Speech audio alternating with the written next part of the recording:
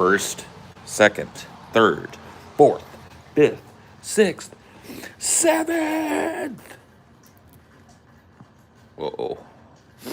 I got a bug hanging. Let me take care of this.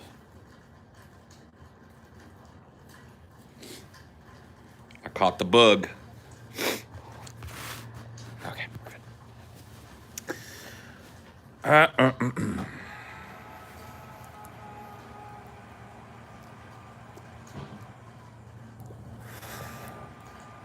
What's going on, y'all? Hello, hello, hello.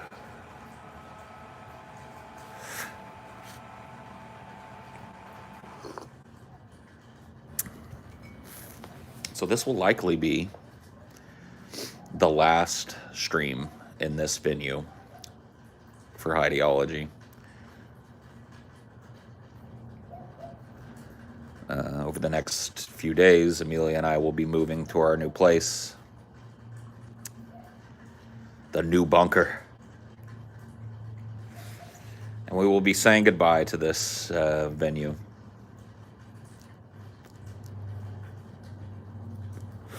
Kind of sad. I really do like this backyard. The house is a piece of shit.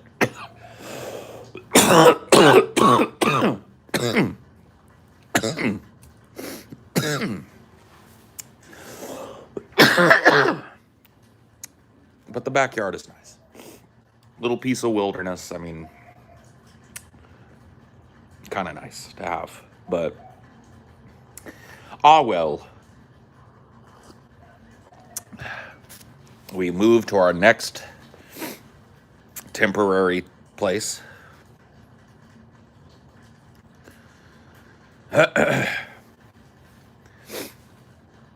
We've decided to do some staged moves, meaning that we get this one taken care of, and then we immediately start looking at different places, so that by the end of this year, this next upcoming year, we will at the very least have a good idea of a couple of places that we want to live, and we can make our final bunker move next year. And I'm hoping that that will be the last of it for me and for Amelia, at least for a while.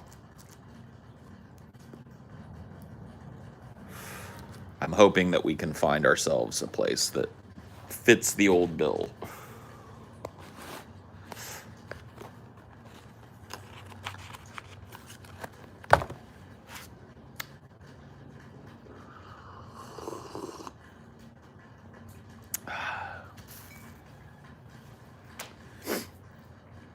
Are you getting help with a moving company? Yes. Yes, we've got a moving company coming with some big strapping college lads to handle the fucking heavy lifting and shit. The couch, the washer, the dryer, the refrigerator, all that shit.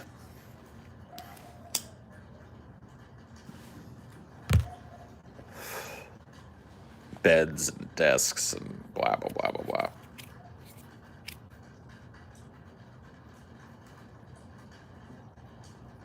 You have some sequoias you grew from seed if you want any once you own your property. I don't think sequoias just grow anywhere, do they? They need a pretty particular environment to thrive in, right? Otherwise, they'd kind of be everywhere, right?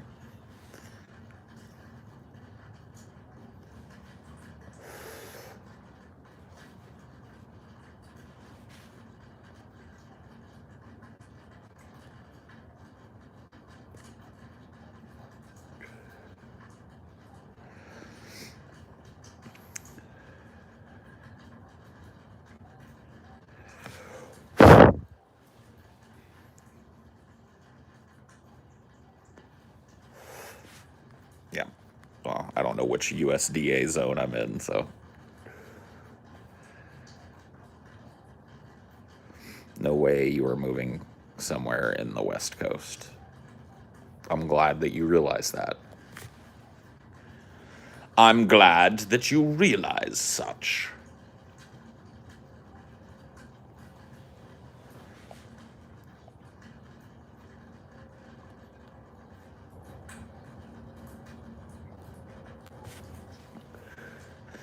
Yeah, I'm going to be living about a mile as the Hobbit walks from the Green Dragon. The only brew for the brave and true comes from that Green Dragon. I'm gonna be hitting the pints.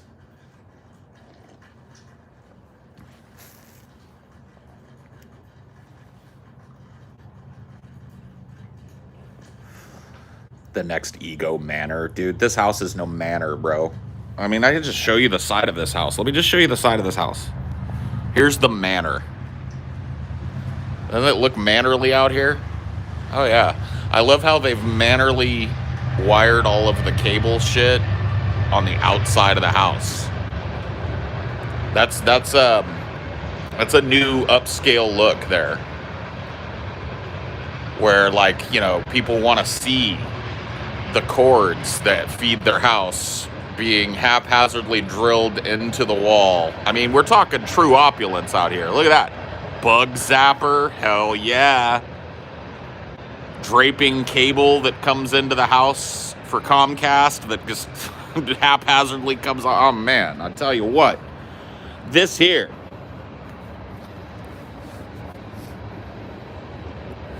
This is some top-notch domicile here.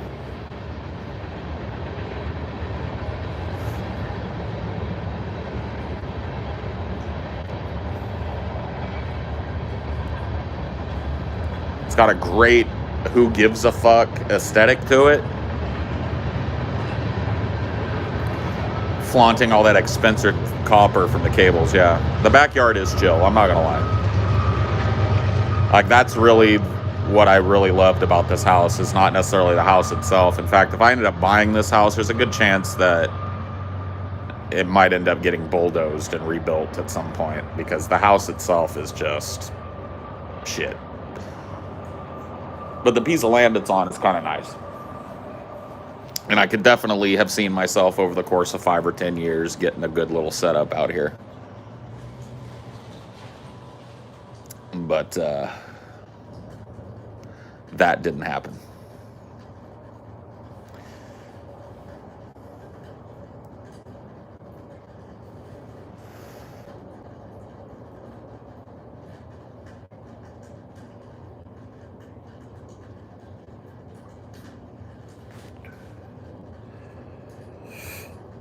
So what are you going to do? Why don't the property owners just sell it to you? If it's garbage, they'd get a killing given the current market. Yeah, I mean, we offered, you know, what this place was worth, which them being able to get that for this place. I actually offered them an as-is purchase as well to kind of jump the dual inspections. Because I'm telling you, if they were going to try and sell this house normally, they would get raped. Let's, like, make up a number. Let's say this house and the land it's on is worth $500,000. It isn't, but let's say that that's the number, right? It's worth $500,000. You're going to try and sell this place, and the people that are buying it are going to get an inspector to come out, and that inspector is going to go everywhere in the house. They're going to crawl in the crawl space in the attic. They're going to look at everything inside and outside the house, and they're going to find tons of problems. And they're going to throw this report back saying, like, look, you know, this house is not fit for sale in its current condition. You know, there's a reasonable expectation that a domicile be structurally sound and, you know, reasonably well taken care of in the contract, and you guys are gonna have to fix this, and this. New roof, probably tear down this ramshackle ass fucking half-ass covered patio that they've got that's rotting the top of their roof off over here. It's gonna be a fucking nightmare. I offered them to skip all that because I plan to tear this motherfucker down anyway. You know what I mean? Eventually. I was like, I'll buy it as is. Fuck it.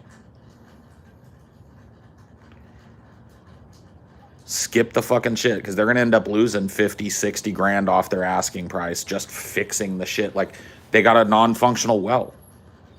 You can't... You can't sell a house with a non-functional well. Their fucking house isn't hooked up to water. It's got an emergency Delrin tank that the county fills. You can't sell a house like that. I was offering to, take that fucking onto myself. I'll dig a new well. I'll fucking raise the house eventually and fucking build a new one on it.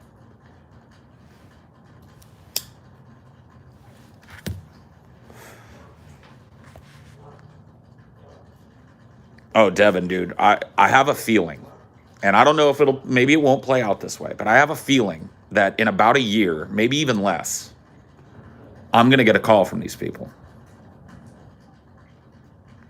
Like, yeah, you guys still looking to buy? I got a feeling. And at that point, Amelia and I will talk about it, but they're going to take a bath. This is the worst place you've ever lived in? Far from it, bro. No. The house is pretty fucking, here's the thing. Here's what's wrong with the house. It was built in the 60s, and it hasn't had a whole lot of significant upgrades done to it since then. There's been some ramshackle upgrades to it, but it's basically a house that was built before I was born that still just kind of is the way it is.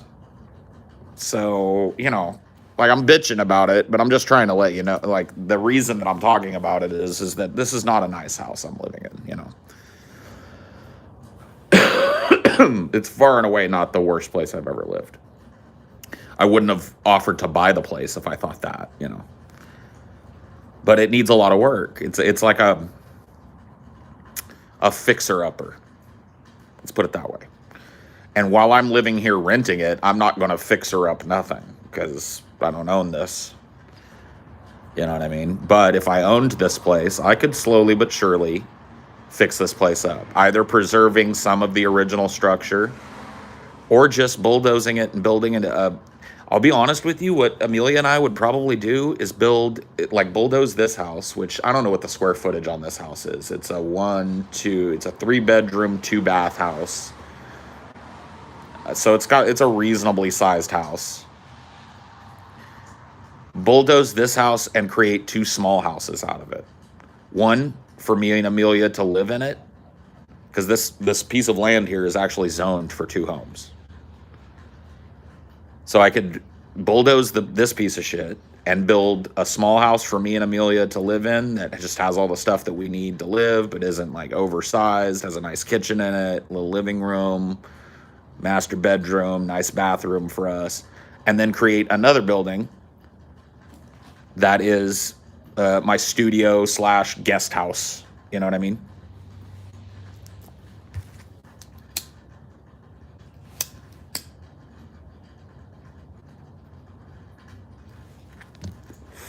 You aren't worried about the water never coming back? I mean, yeah, sure. That would be definitely another consideration if we were to purchase in this area.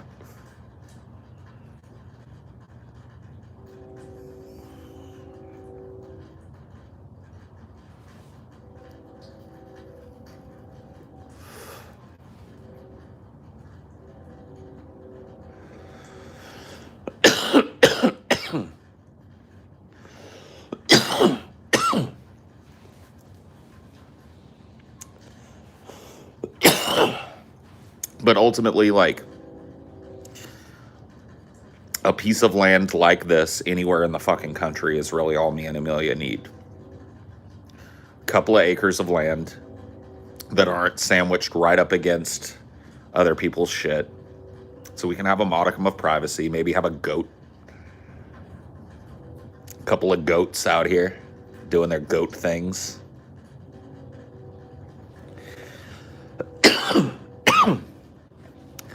Is the cost of living where you are as high as I've heard, or is that just a myth? The cost of living in California, it has a huge range. So what a lot of people don't realize is that California is not just its extreme west coast.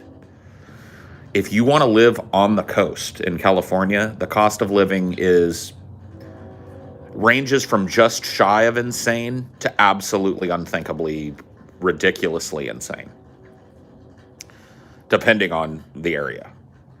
So you're talking about the coast and about 10 miles inland from the coast in California, fuck it. You better be rich, or you better be willing to pay a ton of money, right?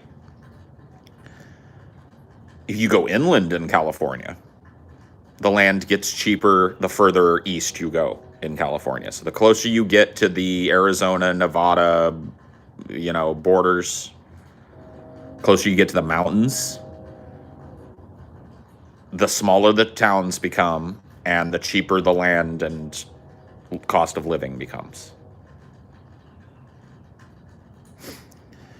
Yeah, there are definitely places in California. Now, you're not going to be living right on the beach. It's not going to be living where I'm at now. I'm in the Central Valley of California, right? I grew up here, at least in this area. And it is fucking hot as shit in the summer. And the winters are cold but brief. And it's very dry. And, it's nothing like a lot of people imagine California being. It's way more like Central Texas. Like if you were going to compare Central California, where I'm at, to any other state, the closest I've seen personally is like Central Texas. Central Texas just feels like the Central Valley of California. It's got the same kind of topography, the same shit. It's a town called California City in the high desert that you could probably buy a house for $50,000 in. You could probably get a house for cheaper than that in some places. Depending on what you're looking for and blah, blah, blah, blah, blah. But I just don't know. Like I said, we're making an adjacent move here. We're making a little move to a new bunker, try out a new place, try out a new area. But, our eye is still on California, and the Pacific Northwest, Oregon, Washington. Those are all possibilities, I guess.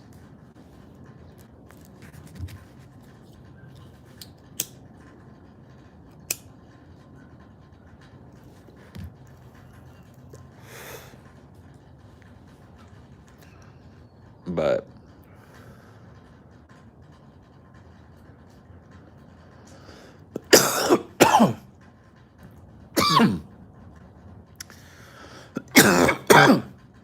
I'm looking for a very specific kind of house. Because you have to understand, I don't need a lot of the amenities that other people need. I'm not starting a whole ass family here. I've got my family, my wife, my animals. But I don't need 80,000 bedrooms for kids. I'm not looking to be a dude that entertains a bunch of people over at his house a bunch of times a year or some shit. So I don't need this big, spacious type of house. So the type of house that Amelia and I are really looking for is a smaller house. Like a smaller, more compact type of house that maybe is situated on an acre and a half of land.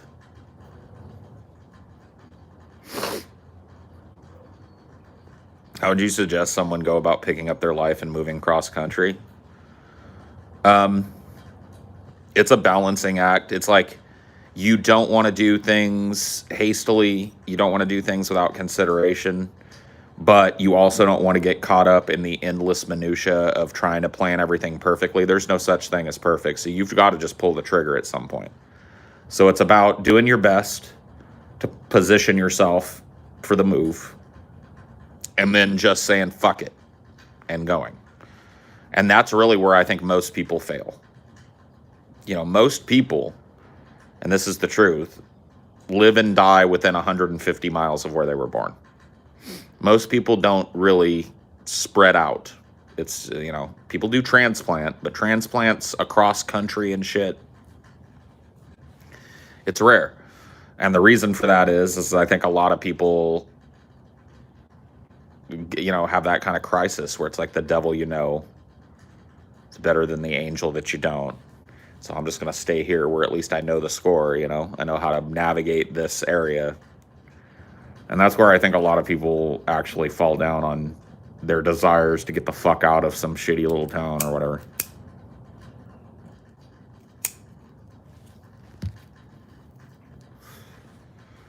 I moved 50 miles away from where I grew up.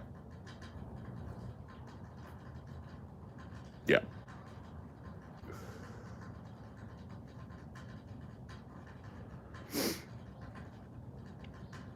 As of now, I want to live and die right where I was born. I love the land and the people here. Oh, yes. After you move, will you be comfortable more specifically talking about the town, neighborhood? Probably not. I mean, to the extent that I've done it here, maybe. You know, I talked about, I've shown you guys my backyard and shit, and you guys might get to see that or whatever. But like, I'm not real keen on like showing. Like, here's something you guys will never get out of me: a house tour.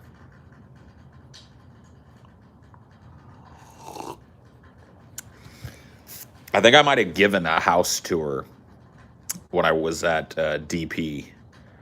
And I just remember feeling like, man, now I just really got nothing private.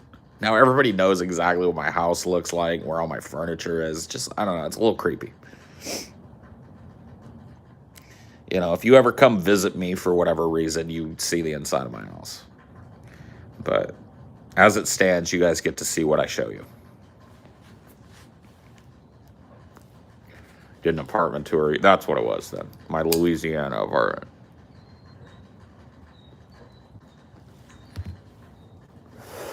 That makes sense.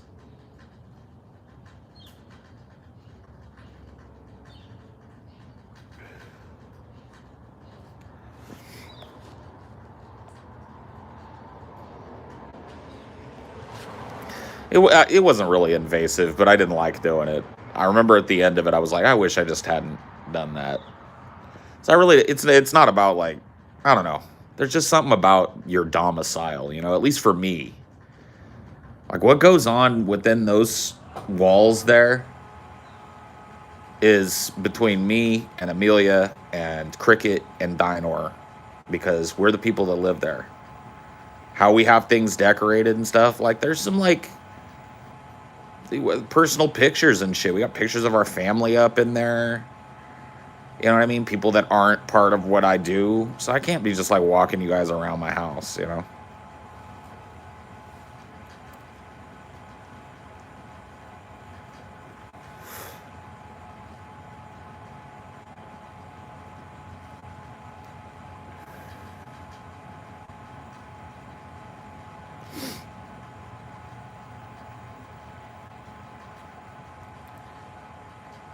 Will your new place feature a patio like this as well? My new place has a remarkably small backyard. I hesitate to even really call it a backyard.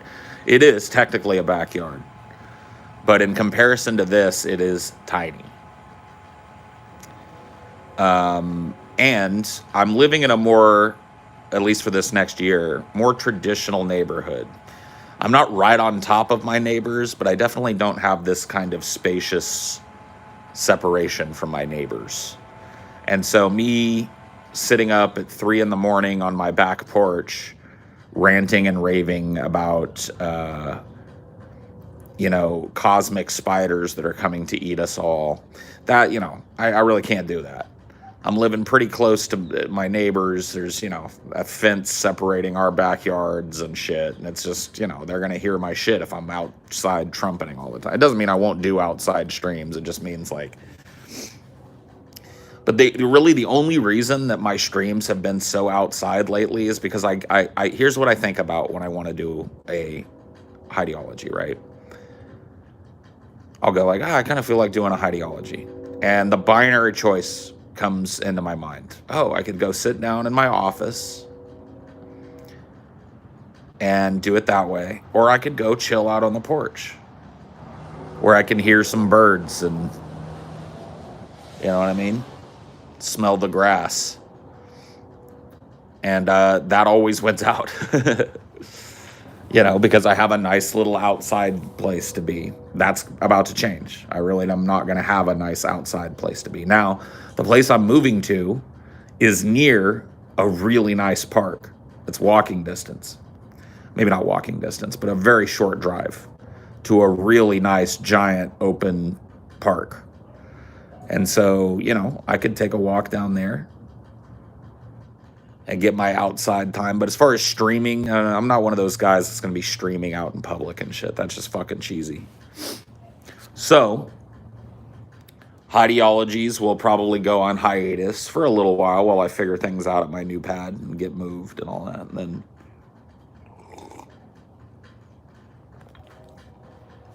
they will likely be desktop affairs after that.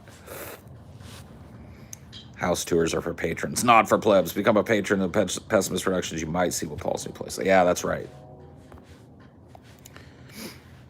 Staying in California or moving out of state, yes.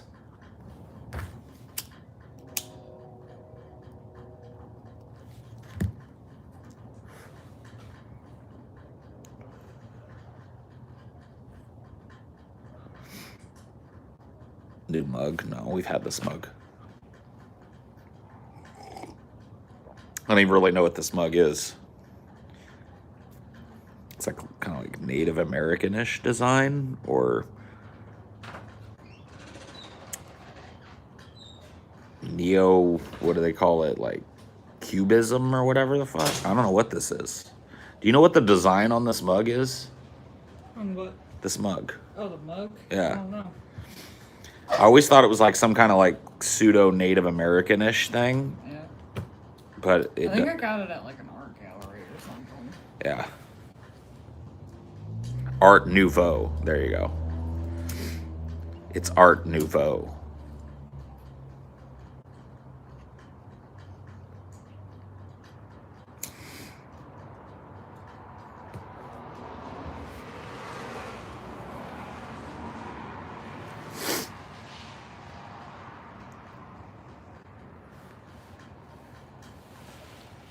Let's let them know this is probably the last Highdeology from the porch that we've all enjoyed for the last year or so. That's the only part of this move that I'm not happy about. Yeah, it was in this backyard. Yeah, I don't even care. Like I was just ripping on this house earlier. I was like, dude, this house is a kind of a piece of shit. But the land that it's on is really nice.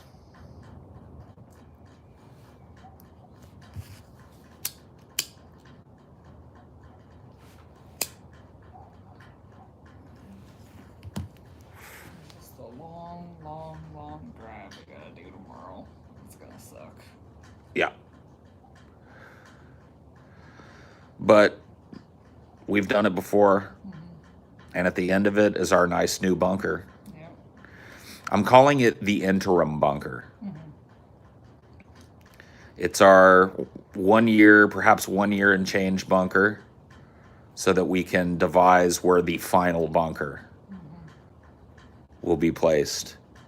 You know, one of the fun things that me and Amelia are actually thinking about doing, because she kind of looked into it, and it's not any more expensive than building a real house if you do it like a traditional house, is building a house that's built into a hill, like a hobbit house, right? Like if probably cheaper if you can find an actual hill rather than them like creating an artificial berm. Sure. But if you find a piece of land that's got a nice fucking hill on it, and it's actually like there are companies that specialize in doing it. You know, they build, it's obviously not like a cave that could collapse on you. They build like a substructure to it and shit. But they build, instead of building up and around and pouring a pad, they build into the hill. And so your home, and one of the benefits of this is that no matter where you're at, your house stays in relative temperature stasis, like with nothing running. Your house is like, it's a little maybe chilly in the winter. In the winter, well, I mean, but it doesn't fluctuate as much as you'd think. Yeah. Like in the winter, the inside of your house might be 55 degrees, and in the summer, it might be 70. And so any kind of like... I'm just saying, like, overall, you probably need more heating than cooling and stuff like that. For sure. But if you get it built right, you could get like a... Think about how heat efficient an underground home is. Yeah. If you get a proper... solar panels on top. You could put solar on top, and you could build like a chimney with a fireplace in there. Yeah. And that would, like, think about how easy it would be to heat warm your whole fucking house, because the heat, you know, it's not escaping through the cracks in every little door and shit.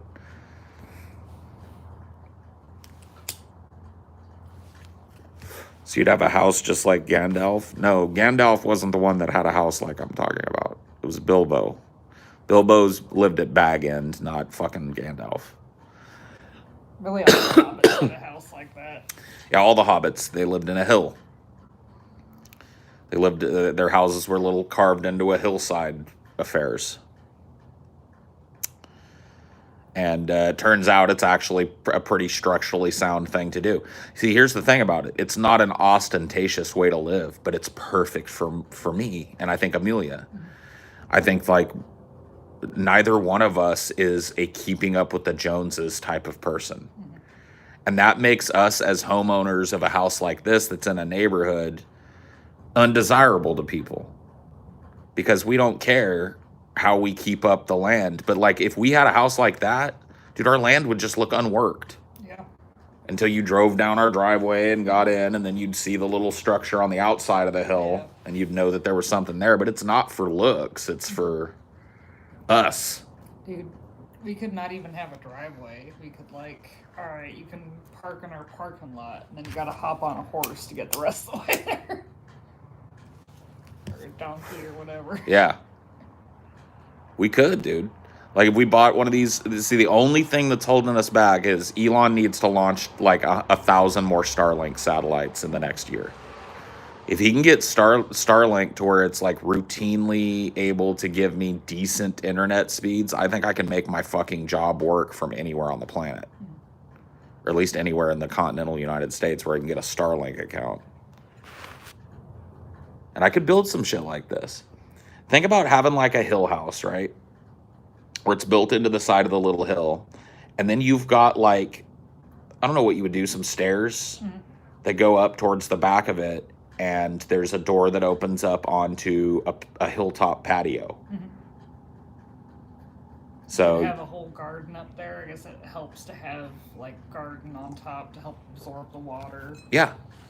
So So when it rains, you want to have something there to drink it. Right. So we could like just plant flowers up there, plant a garden, or just plant a bunch of trees up there and have like this kind of like garden paradise that we could just go up the stairs and sit on top of our house. Yeah.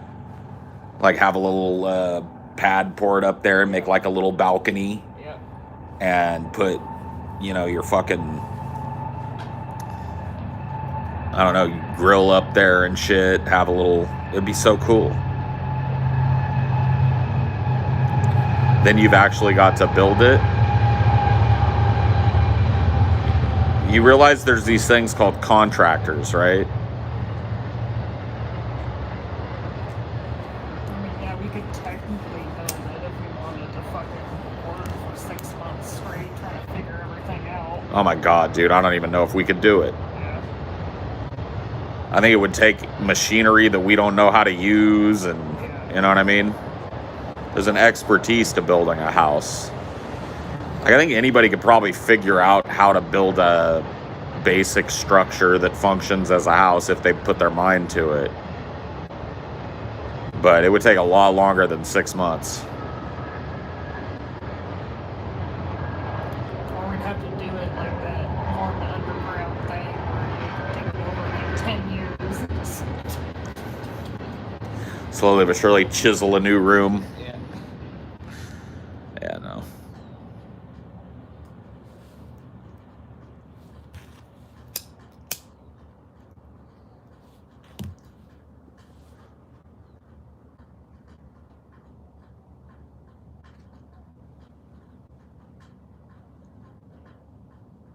But, I mean, if you bought some scrubby land that's hooked up to the county, it's got a hill on it, you could make that happen for about the same price as it would take to build a nice new modern house on it, Yeah, like you could find cheaper already built houses, but like if you wanted like a new house with like all the fixings, it would be about the same price. Yep.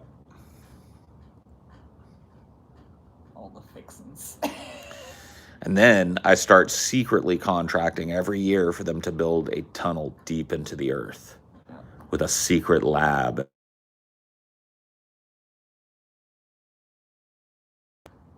I don't know anybody in Massachusetts, so I'll go ahead and skip that call.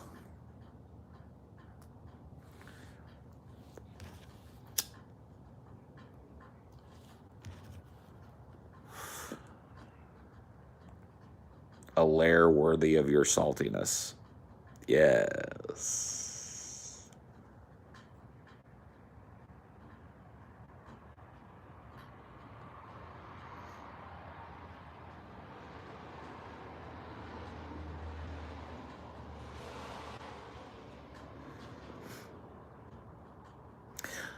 Paul dug too greedily and too deep. He unleashed something from the old world. A Balrog of Morgoth. That'd be pretty dope. If I found a Balrog, but instead of like fighting him, because you know how like here's what I always thought was a problem with that scene. Gandalf is immediately angsty with the Balrog of Morgoth. He's like, I'm a fucking servant of the secret fire. Go back to the shadows, flame of Ulun. Your dark fire shall not avail you here. You know, it's like all this, them fighting words. What if he tamed the Morgoth? What if he tamed the Balrog?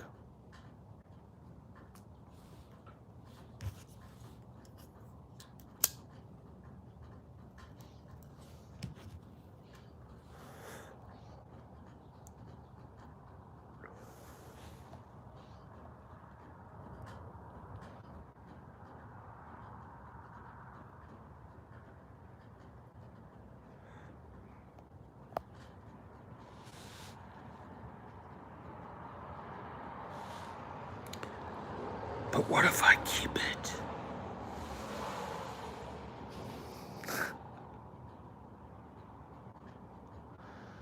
What if I don't destroy it? What if I keep it?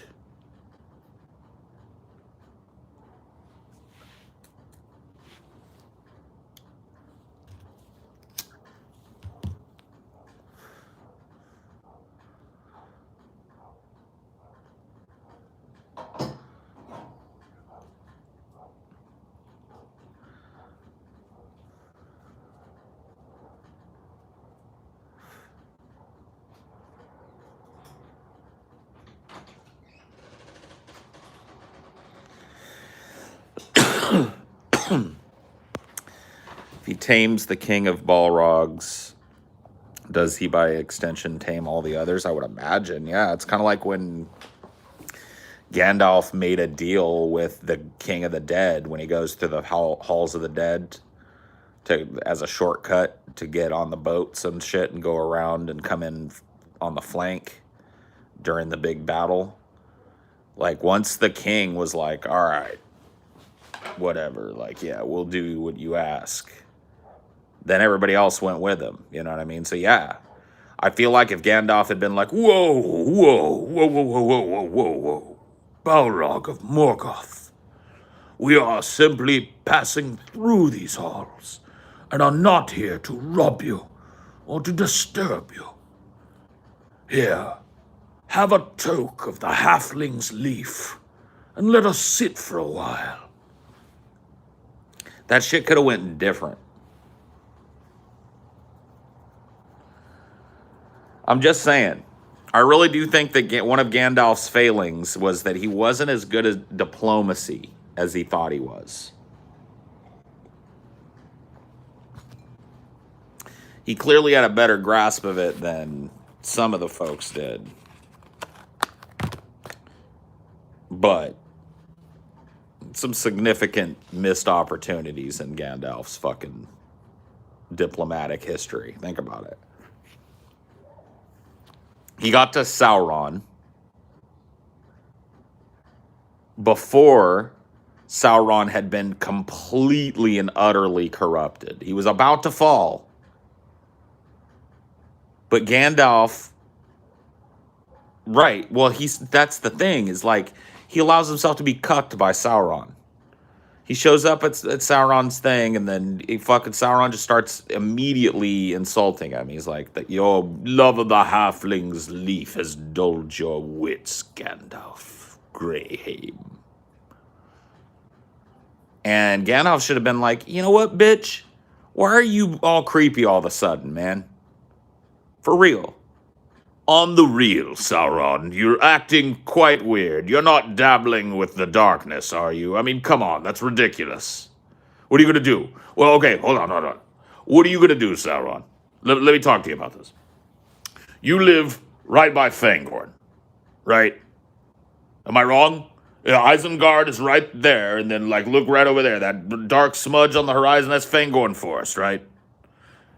So here's what you're gonna do. Let me just walk you through it, Sauron. Let me just walk you through it. You're gonna create a big orc stronghold out of your beautiful fucking Isengard here that stood beautiful and untainted for thousands of years. You're gonna make a muddy, disgusting, BO-reeking pit out of it. And then you're gonna do the ultimate fucking stupid and start fucking around with Fangorn because you know what resides in Fangorn Forest, my old friend. A power that could shake the foundations of the very earth, rock and stone, bark and root.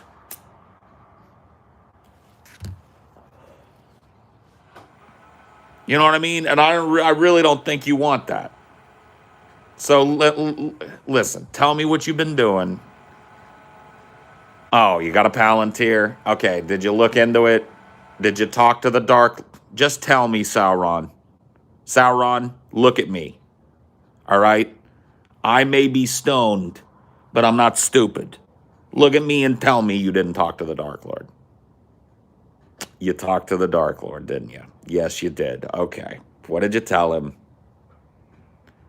That's over as of today, all right? We're going to get some troops down here. You're going to join the winning side of this because you don't want to fuck with the forest. You don't want to fuck with the Imperium of Man. Look, they're going to win. He could have done it. He could have saved Sauron. But he didn't.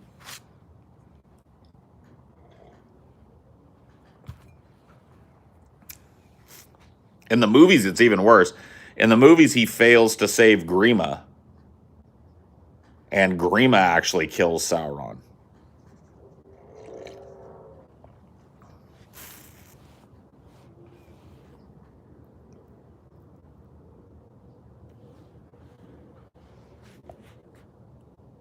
Yeah, he didn't push back at all. He just cucked over. He just bent over. And that's the story of Brexit. Yeah, kind of. Why didn't Sauron and Saruman just send their armies simultaneously? Would have wiped out the earth easily. Well, there's several reasons for that. Number one, Sauron does not. You hear him. The enemy does not share power. So there's absolutely no way that Sauron wanted Saruman to fucking succeed. He just wanted him to weaken the Imperium of Man. He used him like a tool. And that was the whole point of Gandalf trying to turn him, was like, look, dude, he doesn't share power. He's using you. These orcs that you're going to be making, you think he's going to, like, you're going to lead the north and he's going to lead the south and you're going to be a couple of dark emperors together. And you know the enemy does not share power. He's an absolutist monarch. He does not share power. And so really that was Gandalf telling Saruman, like, look, dude, I don't know what you've been whispered to from the Palantir, but any promise that's been made to you is in vain. And it ended up being true. All Saruman's army did was serve to weaken the Imperium of Man by killing a bunch of them at the Siege of Helm's Deep.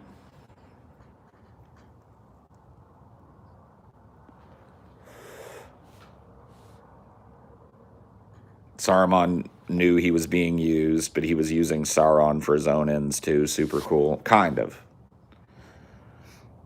He had an idea that, you know, by taking aid from this Dark Lord, that he was going to be able to flip the script on him. But Sauron is too smart.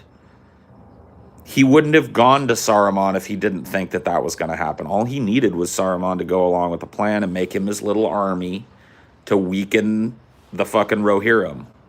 And he did it. He weakened the Imperium of Man significantly at the Battle of Helm's Deep.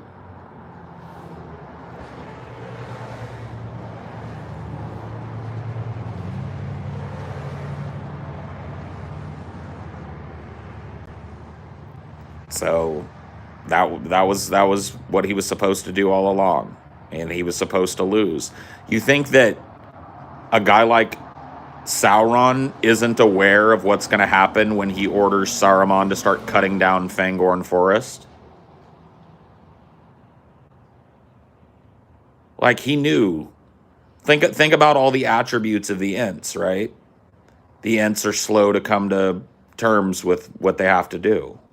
It can take a month or 2 or 3 for an Ent moot to happen or whatever the fuck, you know what I mean? And so he knows that eventually Fangorn is going to rise up and destroy Isengard. So Sauron knows that he just needs Saruman long enough to make him an army real quick. And then he doesn't give a fuck what out. He knows he's going to die. He knows Isengard is going to fall. He doesn't care.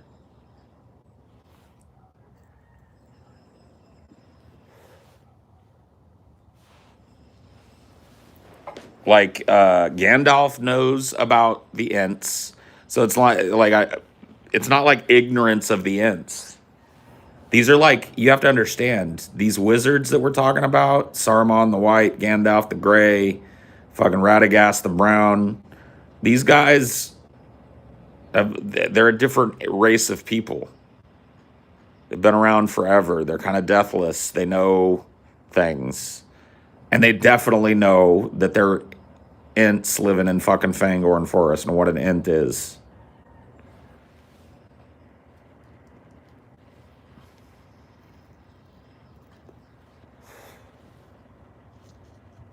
So Saruman got played.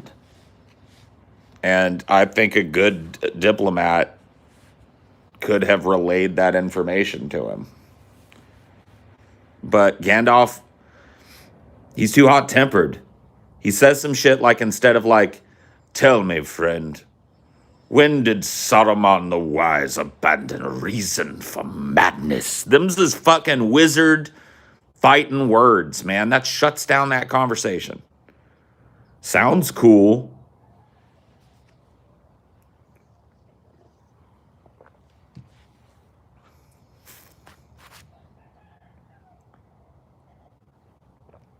But you telling me he couldn't have fucking used a little diplomacy and worked that? What tell Saruman what I'm telling you? Because I'm telling you, what I'm telling you was known. Right? Gandalf knew about the Ents and shit. Even if you make the claim that for some reason Saruman the Wise doesn't know about the Ents that live in his backyard, this was known. Of course, it's not being mentioned by the Dark Lord when he whispers. So all you got to do is bring that up. Like, has he mentioned anything about Fangorn rising up against you? You know what resides there. You know the power that lies in Fangorn Forest. Lies hidden and waiting. And you know the vengeance with which it can strike out and has done in the past against people who transgressed it. Even now, the average person stays well clear of that place. Why do you think that is? Why do you know that is, Saruman? And what do you think is going to happen when your army is deployed and Fangorn rises up?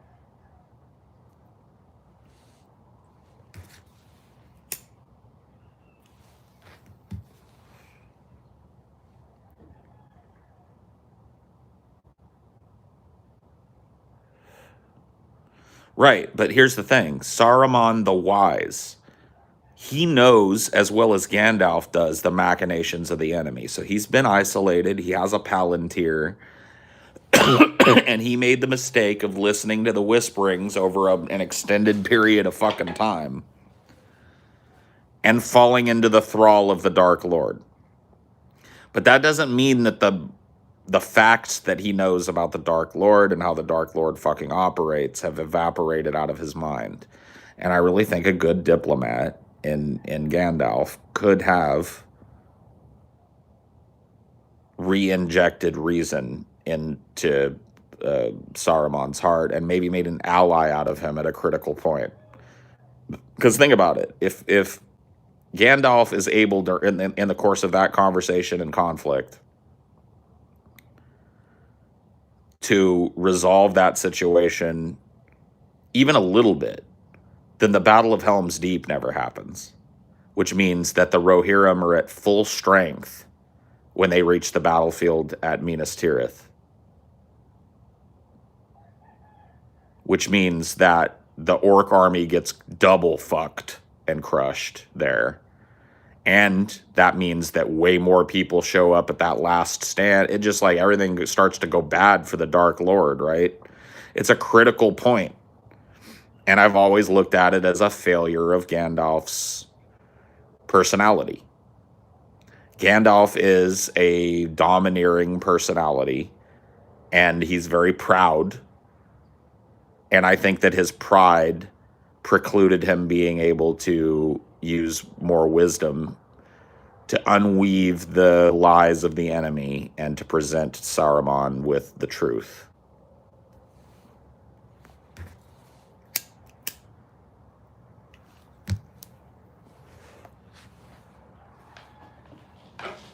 Right.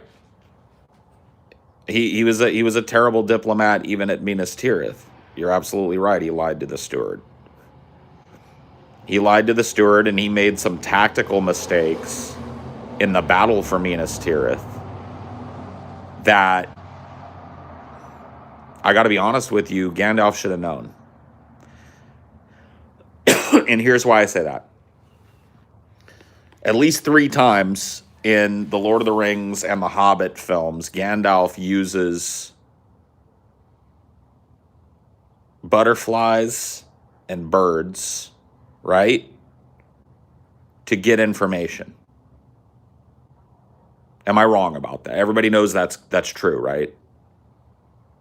Everybody admits that Gandalf has, like, he can fucking talk to like a little butterfly, and that butterfly can fly out over the fucking landscape unknown and see some shit and tell Gandalf about it, right? So, at the beginning of the Siege of Minas Tirith, why didn't Gandalf grab him a butterfly and go like, find out if the armies are coming. Go not only to the Rohirrim, but go to the passages of the dead. Go now and find out what's happening. So that he would have tactically known. It wouldn't have been like a desperate battle where he didn't think that these things were even going to show up, because that was the big dread that he had, right? Like, oh, fuck, the Rohirrim aren't coming. Fucking the strength of men failed, and Aragorn wasn't able to navigate the passages of the dead in time. And, you know, we have to do like this crazy defense. He could have just let the fucking orcs fling shit at that city and kept everybody internally and in reserve, and had a huge force barring that gate and fought like guerrilla skirmishes if he would have just sent out a couple of goddamn butterflies to find out that indeed the Rohirrim are mustering and they'll be here in 2 days. Indeed, Gandalf has traversed the halls of the dead, and even now, with the Ghost Army, comes with a huge Corsair fleet to take the enemy in the rear, and they will also arrive in 2 days. Dude, if Gandalf knew he just had to hold out for fucking 2 days, he could have minimized the losses immensely in Minas Tirith by just hunkering down.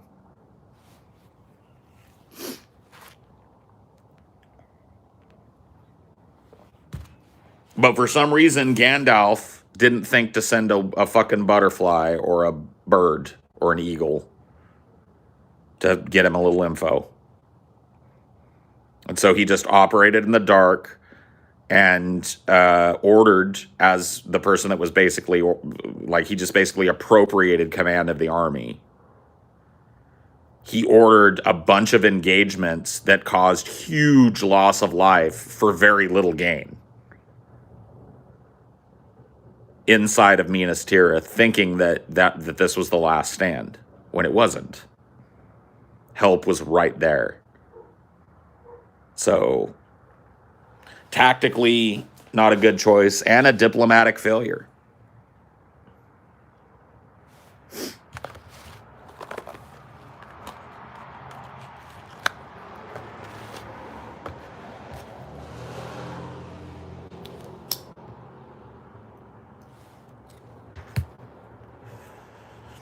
And while he was engaged in commanding this army, which, let's be honest, could have gone to Faramir or any number of capable men who knew Minas Tirith, as long as Gandalf had given them the order of guerrilla warfare, make them pay for every inch, but minimize loss of life, let them take strategic things, because in 2 days, salvation comes from both directions, from east and from west.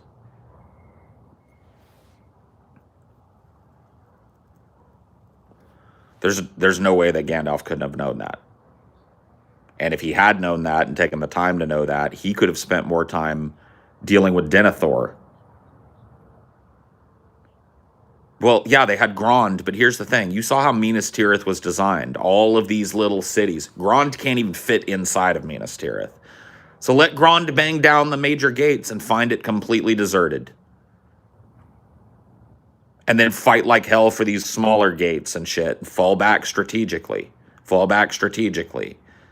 Move all the infirm and injured and women and children to a centralized location that's well away, that these orcs are going to have to fight for. Have a squad of people just repelling the fucking ladders and shit.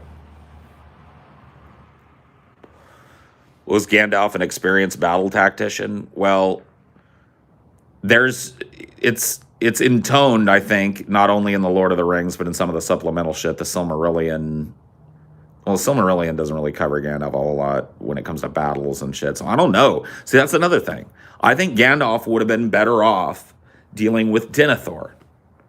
Denethor's up there going fucking insane and about to burn Faramir and himself in a pyre. He could have been up there being a diplomat and keeping that shit from happening. But instead, he was fighting this woe-begotten, grinding war where he was just giving up lives like they were fucking candy. Because he thought it was a last stand. And it wasn't.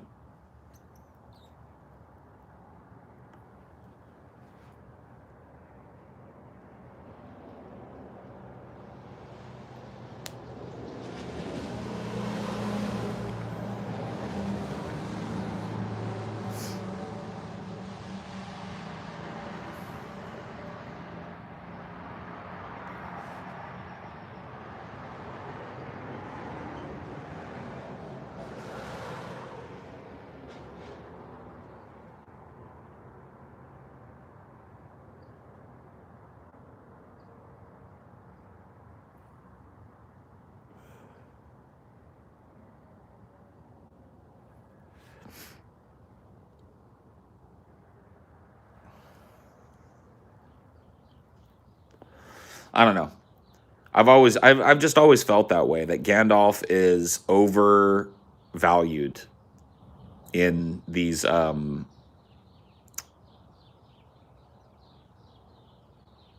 don't know, that he's like completely overvalued. Not that he's not needed or necessary. I'm not trying to say he was like totally, but I really think that a lot of people put Gandalf on this pedestal when it comes to that lore. And if you really look, Gandalf made mistake after mistake. It's really Gandalf's mistakes. Think about it. Gandalf fails, even though he's a fucking deathless aether or whatever he is, and has access to all this shit, fails to see that this incredibly powerful ring that Bilbo Baggins has found. How up are you on Witcher lore? Not at all, bro. Not at all. Sorry. I hate to waste your $10. I'm just saying.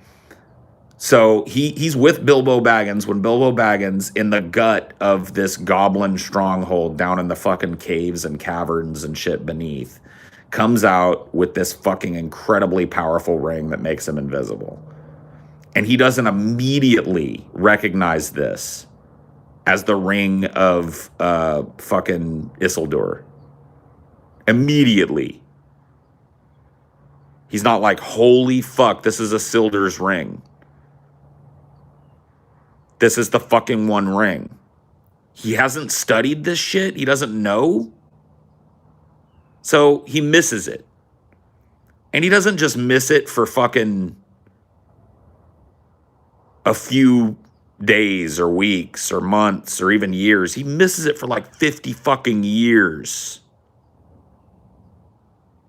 50 years. He just lets, like, literally the doom of all the free races of fucking Middle Earth sit in the fucking pocket of a rotund hobbit.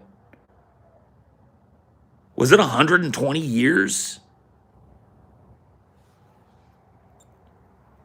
It can't be, because it was his 11th. It was Bilbo's 111th birthday, so it was more like 50 years or 60 years or some shit. But he knew it existed. See, here's the thing. There's this scene in the books and in the movies, right? Let's just get into this shit. Fuck it, let's nerd out for a minute. There's a scene in the books and the movies where, you know, he comes to visit Bilbo and he sees this ring again and he goes like, oh, shit. He's heard this, like, uprisings are happening up in, you know, in Mordor, and like there's been more and more orcs ranging farther out into the fucking, you know, world, and more evil and blah, blah, blah. And he's wondering about this one ring. And then he, like, kind of makes the connection, right? He's like, oh, shit. Bilbo might have the fucking ring of Isildur. He might have the one ring. And instead of taking it with him, or at the very least just acting on his instinct and starting the fucking exodus of the ring early, he wastes precious time allowing the ring wraiths to make their way all the way from Mordor by horseback, because at this point they don't even have the ability to use the fucking fell beast yet. So they're still kind of weakened. They're on horseback.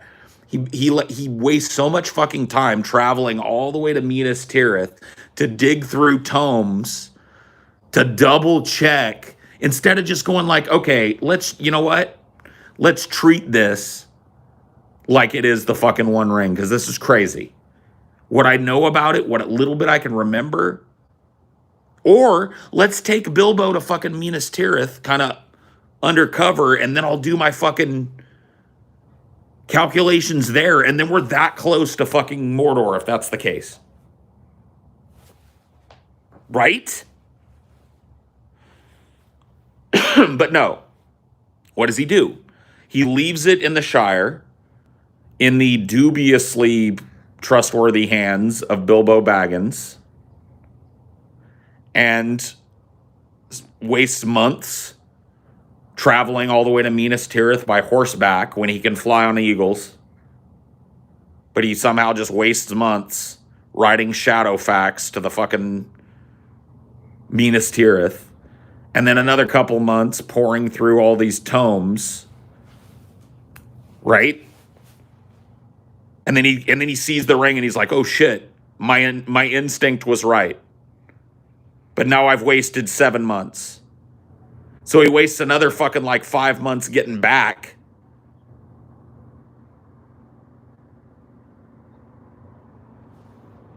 It was over a decade that he left, not months. Even worse. Even worse. Okay, whatever. Fuck the Eagles then. Fuck the Eagles. He could have took Bilbo or Frodo. He could have told Bilbo, like, look, Bilbo, this ring is evil. And I have to take it, and Frodo, and I have to go. And I have to make sure. And we have to travel secretly. And the best way to do that is for us to travel in a small group. Just me and a couple other hobbits or whatever the fuck. We'll take Sam. We'll start the fellowship now.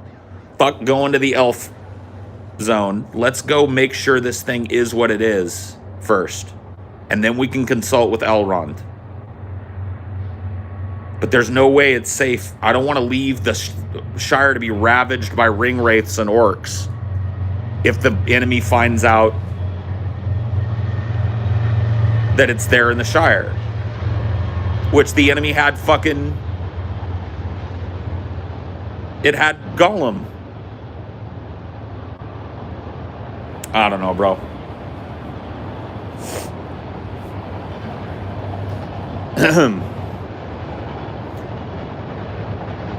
So he ended up being helpful, but only marginally. Way less helpful than I feel like he could have been. Then Gandalf sends Frodo off on this fool's errand. He's like, I need you to make it to the Prancing Pony in this fucking human/hobbit town way away. And I need you to go secretly. Don't tell anybody you're leaving. Travel by night. Be quiet. Keep it secret. Keep it safe. All that shit, right? And then he goes over there, and he's not even there. He's like, I was delayed. Why was he delayed? Why was he delayed? Because he failed at his fucking diplomatic mission to go see Sauron.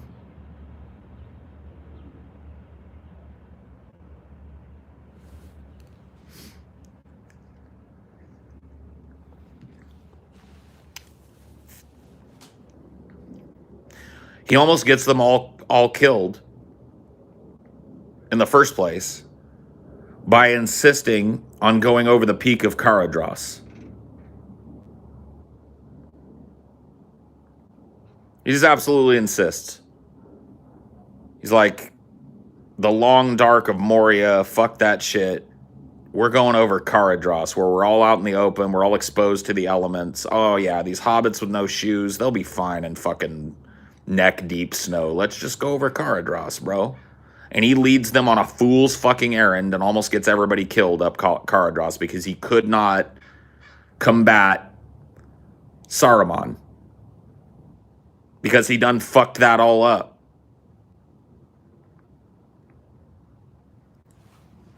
See? Stupid ass fucking Gandalf. And then he's, okay. Here's another Gandalf dumbass moment. You ready? Gandalf is stumped for how fucking long by the dumbest fucking, like, I hesitate to even call it like a riddle. It literally tells you on the door what to do. Like, it's not even a riddle. It's just telling him, like, okay, to get in, you just got to say friend. And he sits there and goes, speak, friend, and to speak what? And he doesn't, like, I can understand maybe 10, 15 minutes of going, like, speak, friend, and enter, speak, friend. Who made this door? The elves. Belloch. Or Melon, or whatever it is. He's just... And then half the fucking company wouldn't have died to the fucking Watcher in the water because they were all sitting out there jerking off, and fucking dumbass Pippin is throwing pebbles in it.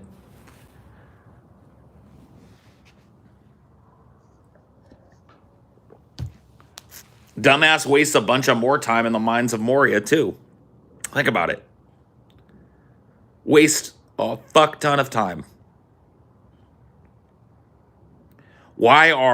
Let me ask you a question. If they're so close, right? Because they are, it's just a quick run across down the stairs and across this thing that at that point wouldn't be falling apart and shit, by the way. I would mind you, and they wouldn't have goblin arrows being shot at them. Why did he allow the whole fucking company, if he's the leader of the company, and you gotta say he is, everybody's kind of looking up to Gandalf at this point to be like, hey, you kind of know what we're doing, and we're following you, and we're trusting you. How long do those motherfuckers linger in Balin's tomb?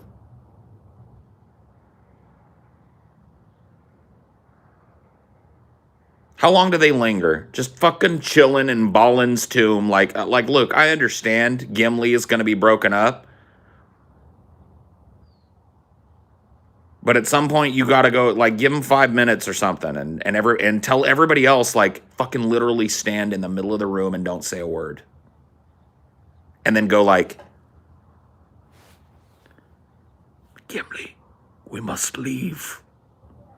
I am sorry for the loss of Balin and your people, but a great evil lurks politics here, and we are but a league from freedom. Let us go, while things are quiet, and while the evil that rests here is not awoken. Let us not suffer the same fate as Balin. All right, let's go. And then they just kind of like, think about it. They quietly go down the stairs.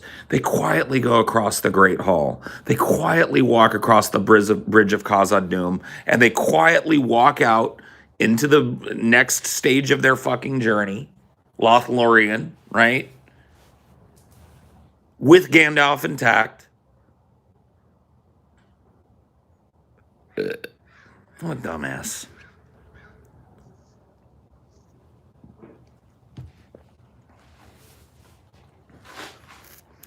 Yeah, the moment, like, and Gandalf knew, and they had to know. It took them a long-ass time to get to Balin's tomb.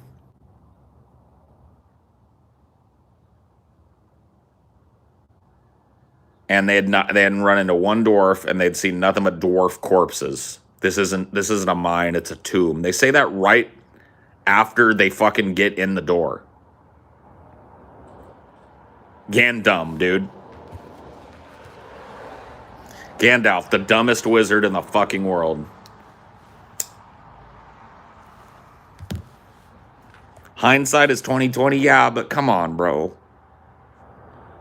There's one thing to say hindsight is 20/20, and it's another thing to say that maybe a fucking wizard that's been around for hundreds of thousands of years would know that, like, after they figure out that every dwarf in this place was killed by a bunch of goblins, maybe it's time to get the fuck out while the getting is good. Because up until this point, they've managed to go relatively undetected. Let's just get out of this fucking place, and then we'll deal with the fucking, oh shit, the dwarves are gone. But dumbass fucking Gandalf lets them linger for like an hour and a half, chilling up in Balin's tomb. Like, what are we gonna do next? Just get out. You're like a league from fucking the bridge of Khazad-dûm. You go over it, go up, you go out. And then you could be over at Lothlorien chilling, drinking fucking elven tea. Eating fucking delicious limbus bread. But no. He's got to put the whole party through the whole fucking trauma of being shot at by fucking goblins and chased by a Balrog and the whole 9 yards, and then losing him and the whole trauma that comes with, like, oh, we lost our leader, and what are we going to do now, and blah, blah, blah. Could have spared them all that shit and got them to fucking their end goal quicker, to be honest with you, because they wouldn't have had to fiddle fuck around. Like, Gandalf would have been able to say, take me to the lady. I am Gandalf Greyhaim, also known as Stormcrow. And they would have been like, Stormcrow, it has been many hundreds of years. Come with us. And they would have been, no more fucking around with all the goddamn elves and Lothlorien and shit. He could have really greased the path. He could have made sure that Bilbo didn't wander off and almost give the fucking Ring of Power and create a Queen of Darkness. All that shit. He could have been there to make sure that Gandalf didn't wander, or the Frodo didn't wander off. And almost like, here you go, my lady. I cannot have it.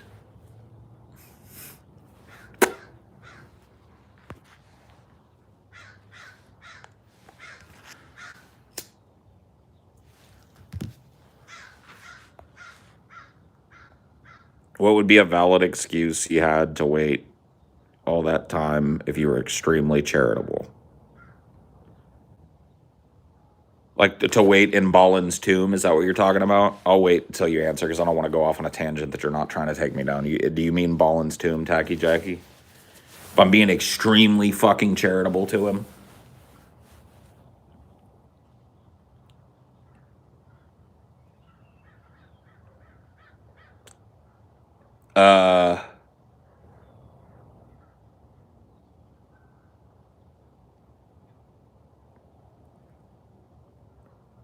I don't know. He was trying to be nice to Gimli, maybe, but that's so stupid. Like, Gimli wants to lay there and do his, like, dwarf cry. It's like, all right, man, you have to do this later. I'm sorry. But they're like, whatever killed your whole race of people that were living here is like, there's like 5 of us. There's like 9 of us.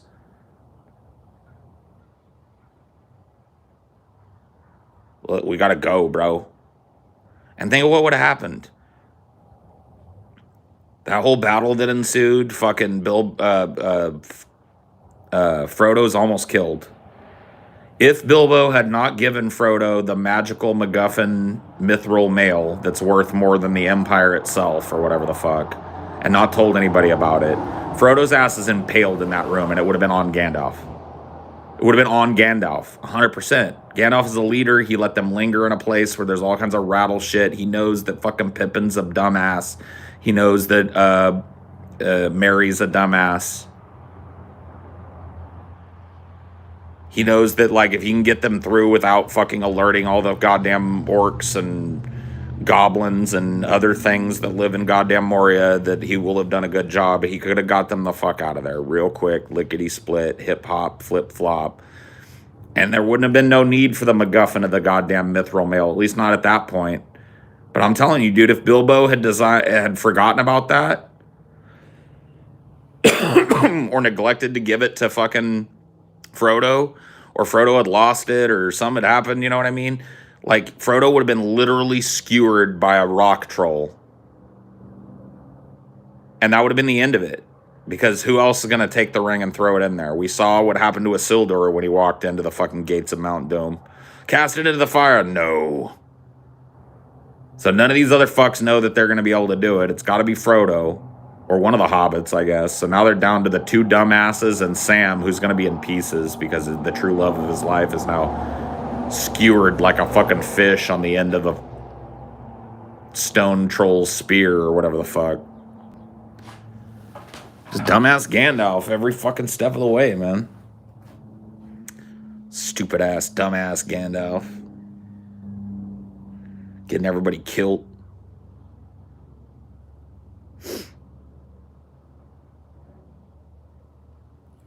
Fellowship of the Ring, an uneventful errand. It could have been, though. And that would, are you telling me that wouldn't have been better for the people there? They just had to have dumbass Gandalf making bad choices all the goddamn time. Go here, and then he doesn't show up because he's a dumb fuck. Go there, and then he barely shows up in time because he's a dumb fuck.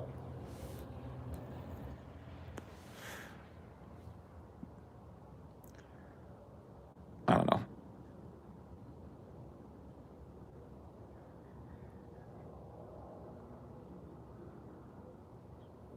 I don't know. I don't know.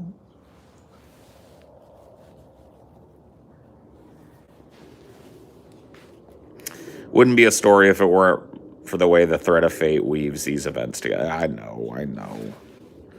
I get it, but, you know, the fact that a lot of the story's most impactful moments are because Gandalf... I think I'm going to write a script about this. Gandalf is a dumbass. That's what I'm going to call it.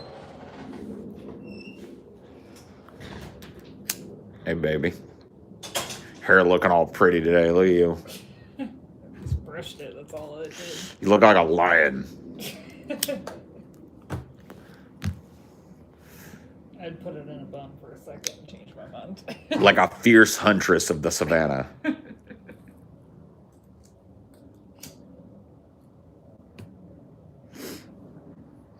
Thank you, baby. Sorry for interrupting you. No, it's okay. You didn't interrupt me at all.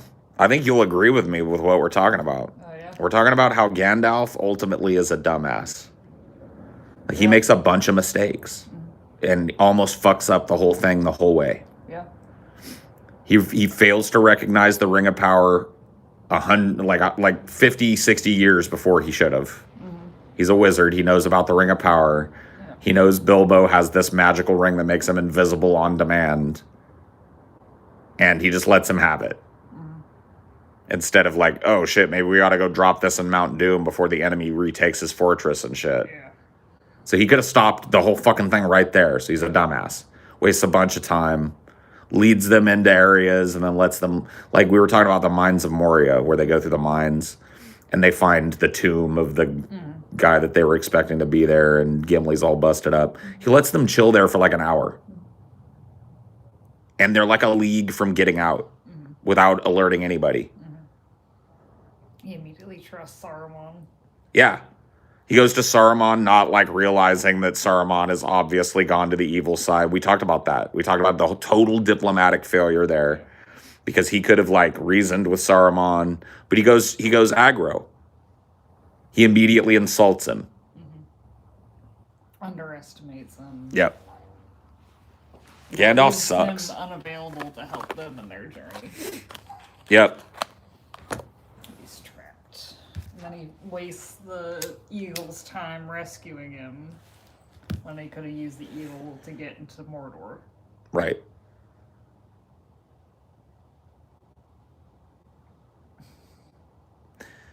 The Siege of Minas Tirith, where Gandalf is leading the troops. Yeah.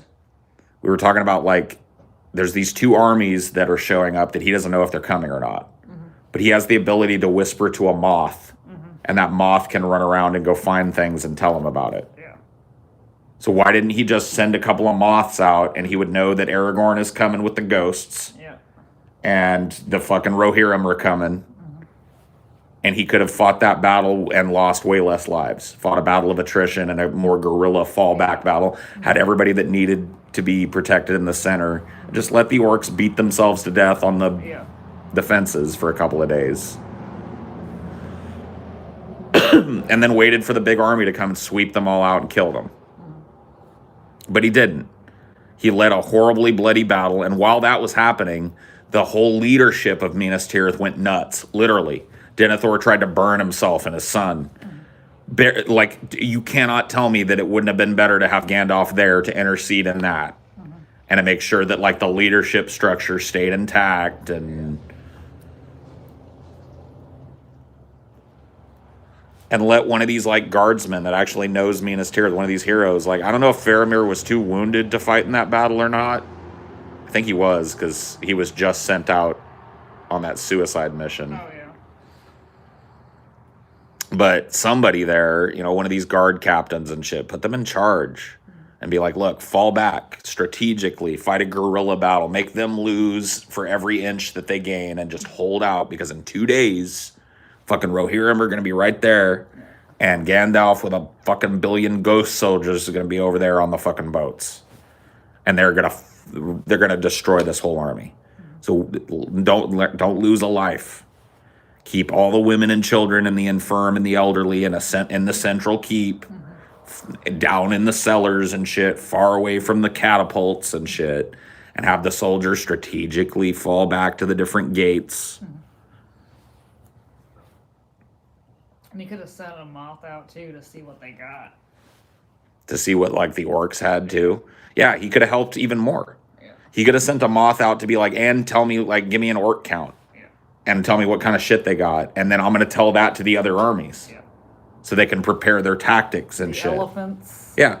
There's elephants. There's 17 of them. And there's siege engines. There's 19. And there's, you know, probably 10 score orcs and 10 score ogres. And, like, here's the count. So you know how to fucking come into this. He could have helped so much more, but he didn't. Because I think it was an ego thing. Yeah. He was like, I'm going to... The Saruman thing was an ego thing. Yep, it really was.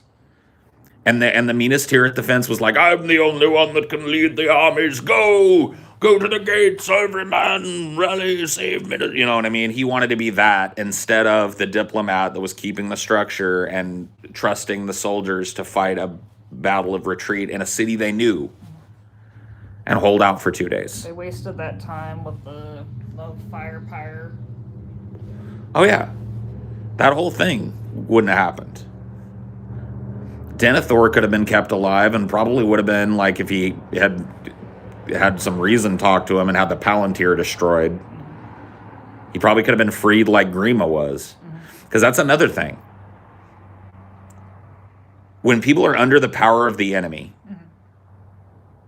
Gandalf has a way of fucking just bashing it out of them. He does it with Grima. He just fucking shames Grima out of the room and actually changes him. But he doesn't do it with fucking Denethor, who's obviously been corrupted. Doesn't do it with fucking... what's his name? Saruman.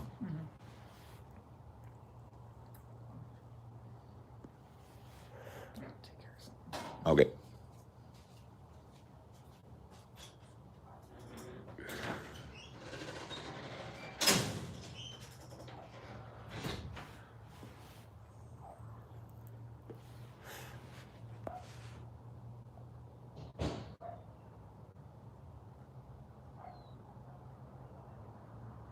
Yeah, he did it with Theoden.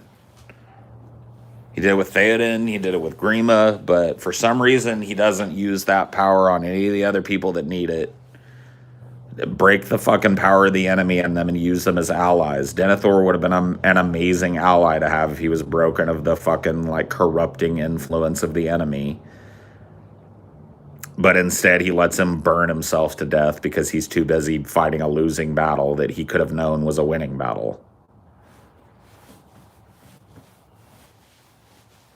Well, that's the problem. He was distracted in both cases. He trusted Saruman too much, knowing that there was some shady shit going on over there, but he was just like, surely Saruman the Wise. Everything okay? Yeah, I just got butt dialed by Taylor. Oh, okay. Oh, you got butt dialed? Yeah. Yeah, that happens.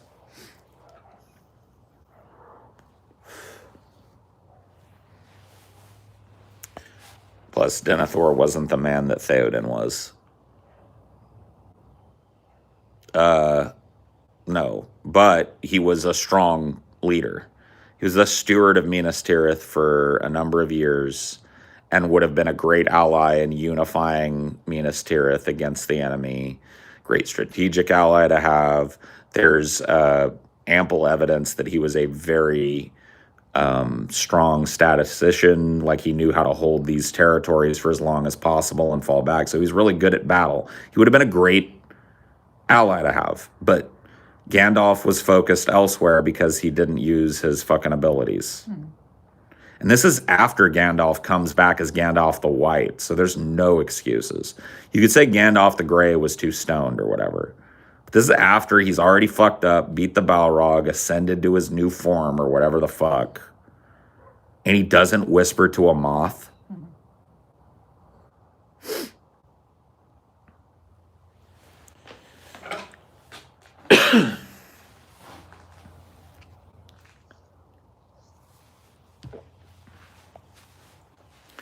Denethor was emotionally weak, I thought. I just assumed Gandalf's magic would have broken him completely. No, dude. Denethor was suffering from the same thing that Theoden was. It was just different. Think about it. The enemy corrupts people based on taking their strengths and turning them against them. Right? So how did he corrupt Theoden, the king of the Rohirrim? He turned Theoden, who was this vibrant military commander that everybody looked up to, and turned him into a squashed old man that everybody loathed. Took away his natural ability to lead men and turned him into a self-interested, disgusting old man that anybody that came before him, they weren't inspired to be led by him. That's how he tortures Theoden. That's how he takes Theoden's greatest strength. What is Denethor's greatest strength? His family.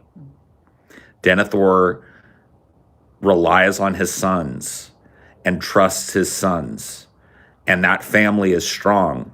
Boromir is a hugely powerful fighter and leader of men. Faramir is a hugely powerful fighter and leader of men. Dude, can somebody get rid of Solace Films, who thinks it's less depressing to point out that I'm depressingly ranting to 100 viewers in the chat? Just, can somebody dump that fucking moron out of the chat? Thanks. How is this depressively ranting? We're talking about the Lord of the Rings. We're nerding out. Oh my god, dude, he got fucking quadruple slammed, bro. Oh yeah, I was gonna do something if it wasn't done, but No, he got fucking quad slammed. Yeah. What a dipshit. Like what could be more depressing than sitting in front of 100 people and going like, I'm so depressed? Like commenting and spending time watching and listening to that person. So fuck off. Yeah, you got 100 people after people watch the premiere. I don't even care how many people I got. If I could fucking turn off the amount of people shit up in this corner, I would. But I gotta tell you, I never look at it. I don't care. Oh, Jesus.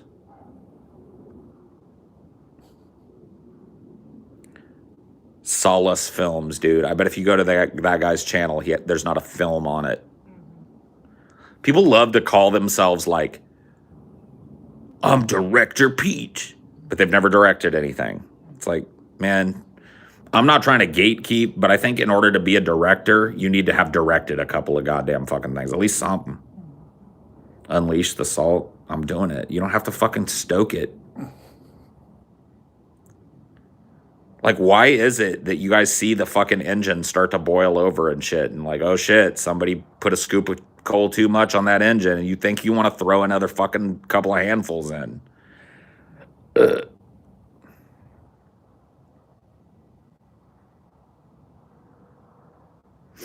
Is a couple of videos that are less than 20 seconds long.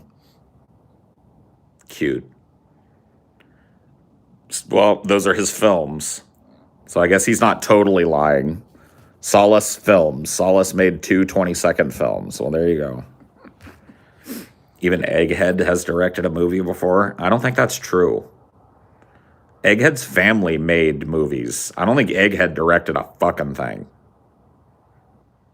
But correct me if I'm wrong. Wasn't he like a NEET, basically? I mean, I don't want to fuck on Egghead anymore. Yeah. Like, that is a discussion topic. Like, I feel like Egghead, here's what I'll say about Egghead. I feel like Egghead is a grown-ass man and knew what he was getting into. And this crew of people that were like, oh, DP just used Egghead or abused Egghead or was too mean to Egghead or whatever. It's just like, he's a grown-ass man. He didn't have to fucking call into the show. Mm-hmm. He obviously liked it, and we obviously liked him. He's one of the few fans that we ever invited to come and chill with us in a personal setting. Like, do you have any idea how rare that is? I could probably count on one hand the amount of, like, fans of the show, of whatever status, that, especially at the height of DP, got to come and chill with us at a fucking Airbnb or some shit.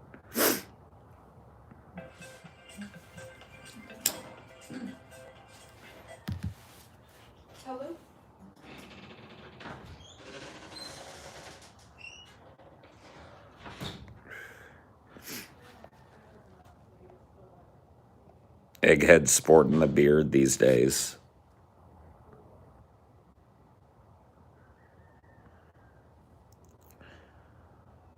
Yeah, I don't know anything about Egghead. And look, dude, to be quite honest with you, that's all I'll say about Egghead. I think Egghead kind of like knew what he was doing, and if he was treated improperly, you know, that sucks, but ultimately he could have just fucking not been a part of the community if he thought it was toxic or whatever the fuck. And Egghead did some shit that I think is pretty fucking toxic himself, so. But, it, you know, whatever. He's moved on from it. He's fucking years older, as I am, and so I don't know what Egghead is up to, but I don't want to put no stress on his life or whatever the fuck.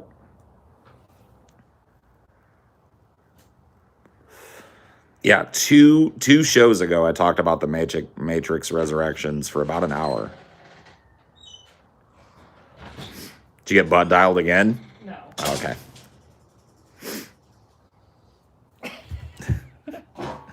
Here, hold on one sec. We wish you a Merry Christmas. Yeah, sometimes you just got to talk really quickly off stream. But anyway, what were we talking about? We were talking about... I can't even remember what we were talking about now.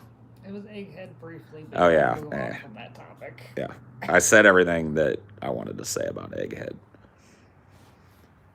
But I am feeling up to asking some questions. So, no holds barred. I'm not going to answer every question. But you got a burning question or whatever, go ahead and ask it. I'm feeling like doing some Q&A. Fire. Pick something else nerdy to go on about. I've nerded out enough. We nerded out for a good, hour about Lord of the Rings. And I think it's going to give birth to a script. I think there's enough meat on that bone for me to make a Cinema for Cynics, 10, 15-minute video on how stupid Gandalf is. And how he makes it harder for everybody at every stage. Don't you worry your little head. Cinema for Cynics is actually coming back. Things have been recorded. Things have been written. Yep. It's coming. It's just one of those things, though. Like, I ain't telling you when it's coming. It's being worked on, but I'm also in the middle of moving, so. But yes, it's being worked on. The juices are flowing. I've got some ideas for Cinema for Cynics too.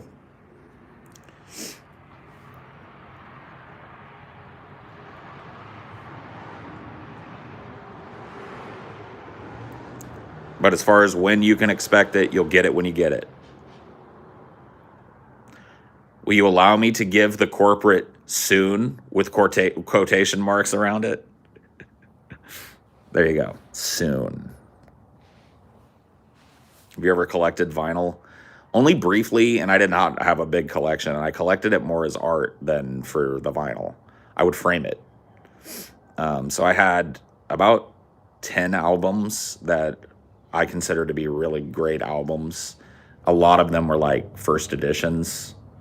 I got them because I had a really good friend that worked at a record store, and he got them for me as gifts.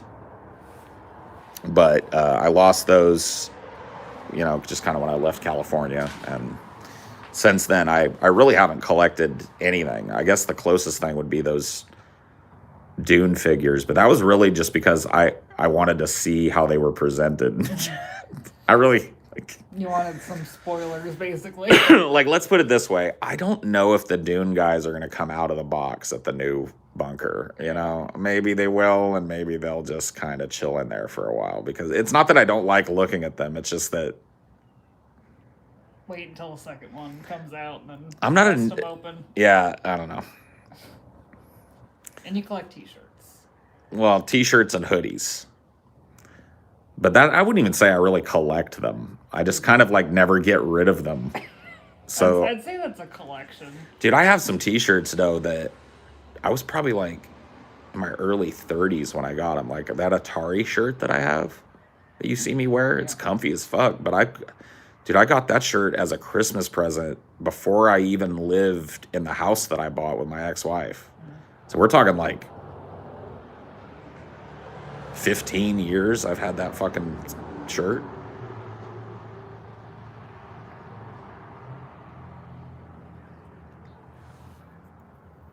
These shoes that I'm wearing, dude. Yeah. I've had these shoes for probably over 20 years.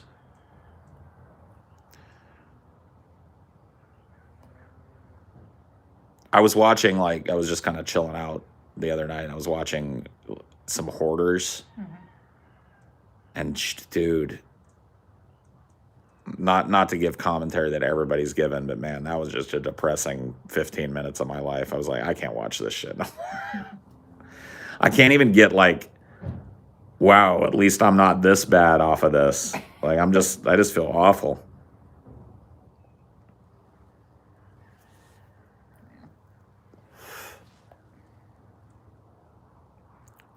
Do you have a Nintendo Switch? I do. Still waiting on the beard festooning. I don't grow back out again. I mean, I don't even know if I'm going to let it grow back out again.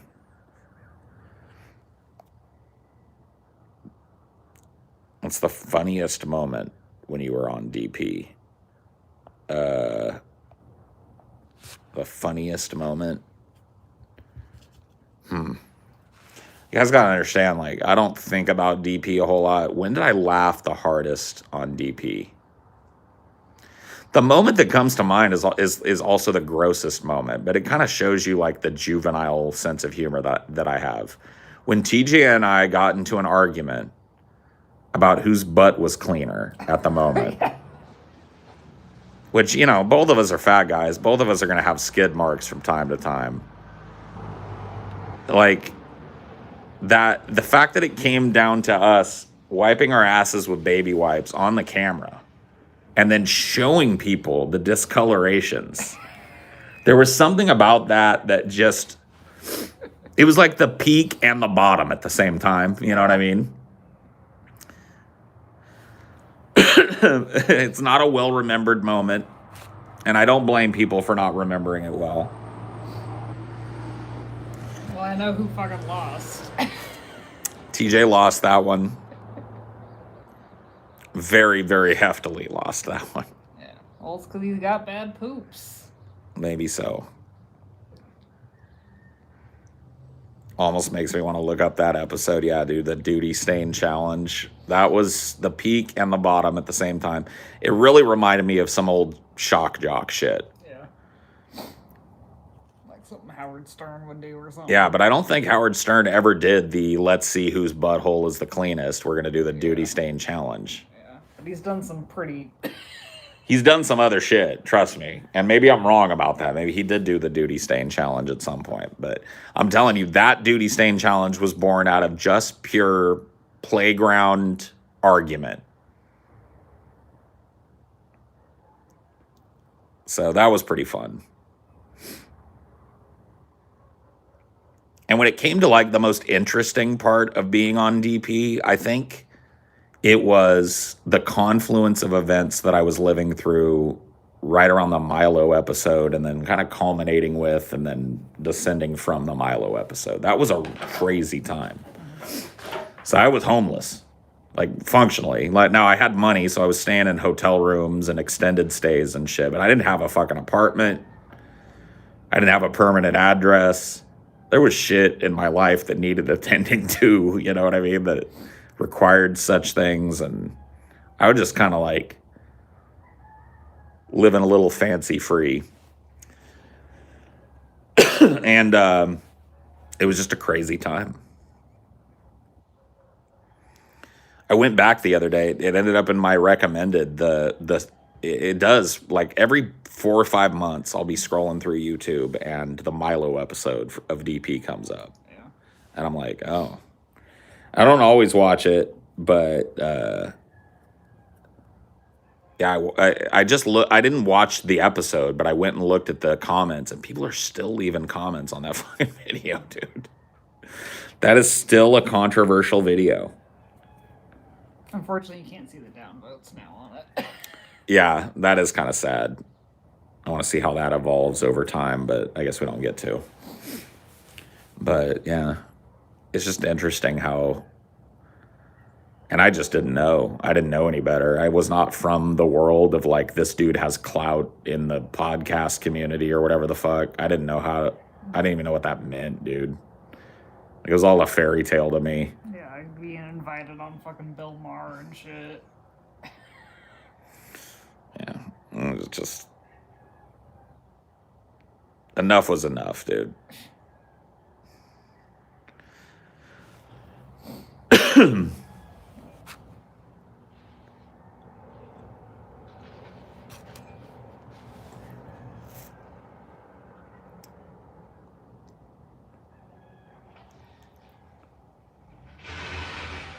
Whoa.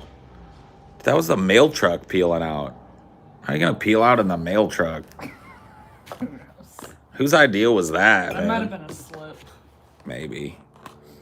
It is pretty rainy and slippery out there. It's keeping you from checking out the latest VR tech. I'm just kind of scared of it, honestly. I'm just I'd rather not do it. I don't want to be stuck in a video game with something that's chasing me or whatever.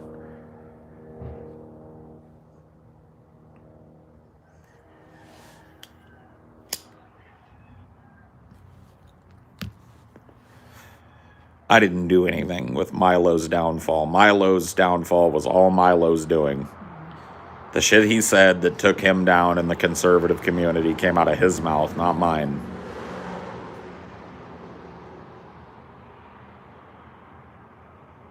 Yeah, you didn't even, lead him down that road necessarily. You started taking it there. Yeah. Yeah, I played Half-Life and Half-Life 2 or whatever the fuck it was. I just don't revere them like other people did. They were just kind of like video games to me. They were cool, but I was over them pretty much after I was done with them.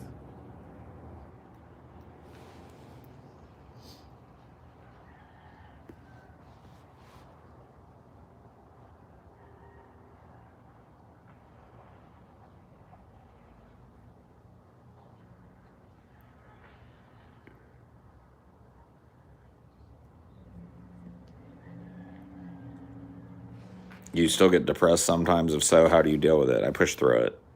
I'm not gonna tell you that there's anything other than that. You just go through it. Like, one of the good things about living with it good things relative of living with it for as long as I have is I've developed a number of things. Now, I'm not perfect about it, but I just get through shit.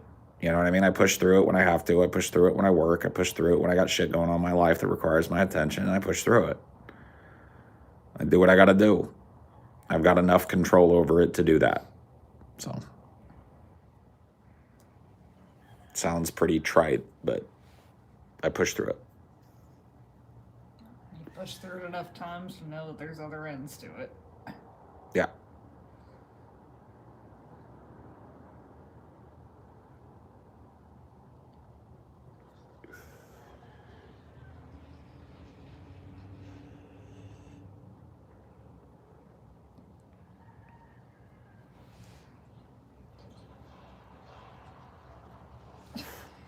They get lost. Like, backed out of that driveway or going back down it again.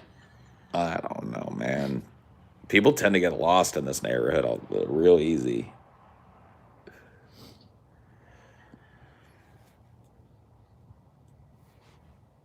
But yeah, kind of bittersweet leaving this little piece of land back here alone for me. The house I will not miss. The little piece of land will remain in my mind as a template for maybe something that me and Amelia can find in the future and make ours. Because I could see us on a little piece of land like this, having a really nice life, having some animals back here, a couple of goats maybe that do our lawn trimming for us. And just setting up shop and having a happy little existence. But yeah, this will be the last time you guys see me from this location, I guess. And it'll be back to the desktop streams once there might be a hiatus as well. We're doing a big move, so might take a few days for everything to kind of get situated. But it'll be a different kind of stream. People have said there's a different energy to the desktop streams, and I can't deny it. It is what it is. Also just cold. Yeah, it's true. But I really don't have a position outside that I can do a whole lot of streaming from. That's not to say that I won't ever, but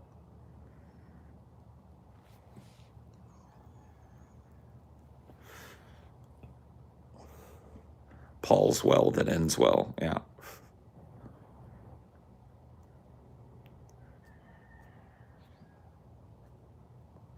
But I don't know. We'll figure it out. We always do. Highdeology has been an almost exclusively indoor affair sometimes. Outdoor streams were the anomaly back in the day. But until next time.